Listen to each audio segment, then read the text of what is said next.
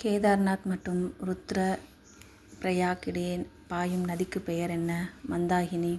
பின்வரும் எந்த ஆற்றின் கரையில் புகழ்பெற்ற பத்ரிநாத் கோயில் அமைந்துள்ளது?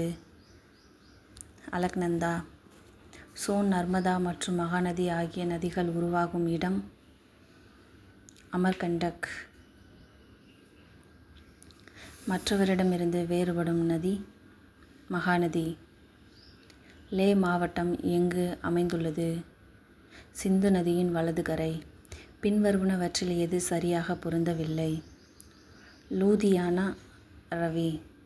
பின்வருவனவற்றில் எது மர்ம ஏரி என்று அழைக்கப்படுகிறது? ரூப்குண்ட் ஏரி. இந்தியாவின் பின்வரும் ஏரிகளில் எது ஜம்மு காஷ்மீரில் அமைந்துள்ளது? அஞ்சரி ஏரி. பனியால் மூடப்பட்ட கெபன் ஏரி அமைந்துள்ளது இமாச்சல பிரதேசம். ஹூன்ட்ரு நீர்வீழ்ச்சி எந்த ஆற்றில் உருவாகிறது? சுபர்ணரேகா. ஒரு பொருளாதாரத்தில் வட்டி விகிதம் அதிகரிக்கப்பட்டால் அது பொருளாதாரத்தில் முதலீட்டு செலவினங்களை குறைக்கும். பின்வரும் 5 ஆண்டு திட்டங்களில் எது அனைத்து வளர்ச்சி முயற்சிகளின் மையமாக மனித வளர்ச்சியை அங்கீகரித்தது?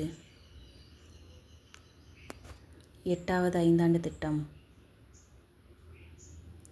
காக்கிநாடா, மச்சிலிப்பட்டினம், பீமுனிப்பட்டினம், கிருஷ்ணாபட்டினம் போன்ற சில துறைமுகங்கள் பின்வரும் எந்த மாநிலங்களில் உள்ளன?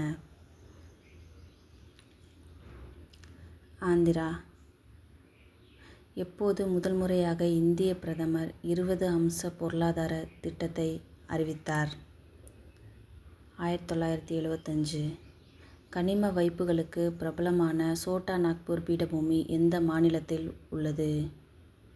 ஜார்க்கண்ட். ட்ரிப்ஸ் மற்றும் ட்ரிம்ஸ் ஆகிய சொற்கள் எதனுடன் தொடர்புடையவை? GATT.